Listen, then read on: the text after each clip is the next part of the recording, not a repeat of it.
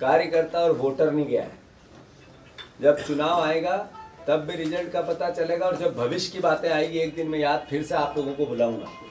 और भविष्य की बातें भविष्य में की जाती है, अहंकार और दम से नहीं की जा सकती, विनम्रता से की जाएगी। समय बताएगा, समय सारे सवालों के जवाब देगा। क्या कुछ में जब आरक्षण की व्यवस्था बनी थी तो इक्विलिटी का एक नियम था, इसके लिए बनी थी। समानता देश का मूल अधिकार है, हर आदमी का मौलिक अधिकार है समान जीवन जीने का। अब भी जो बातें आ रही है वो उस गरीब वर्ग के लिए बात की जा रही है जो आर्थिक गरीब है, उसमें कास्ट की बात नहीं की जा रही है, उसमें अपर कास्ट के गरीब की भी बात की जा रही है। वो इस तरह की बात करके अपने जाने का रास्ता ढूंढ रहे हैं।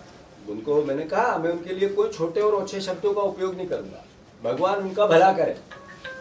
मैंने 3 दिन पहले भी उनसे बात की। हमेशा कन्वर्सेशन एज ए अध्यक्ष होने के नाते या एज ए पार्टी का कार्यकर्ता होने के नाते कभी एक बार भी ऐसा नहीं रहा कि कोई सीनियर मोस्ट आदमी के सम्मान और स्वागत का कभी कोई कोताही बरते। मैंने जो भी पार्टी के अंदर काम करने का तरीका था उसमें बार बार बोला सामूहिक नेतृत्व है, एक बार नहीं बोला।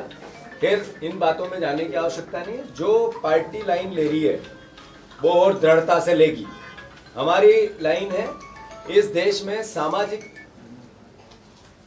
आरक्षण आया था जिसमें एजुकेशन, नौकरियां और राजनीतिक रूप से आरक्षण दिया गया। अब इस देश को आवश्यकता है आर्थिक इक्विलिटी।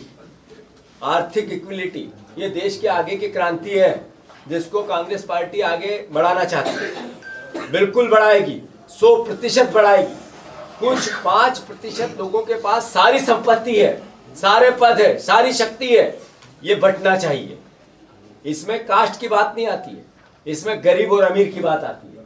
ताकतवर और एक नरेगा के जो हमारे परिवार के साथी या जो मजदूर साथी या जो नीचे के स्तर पर मेहनत कश साथियों की इक्विलिटी की बात आ रही है, तो वो करेंगे।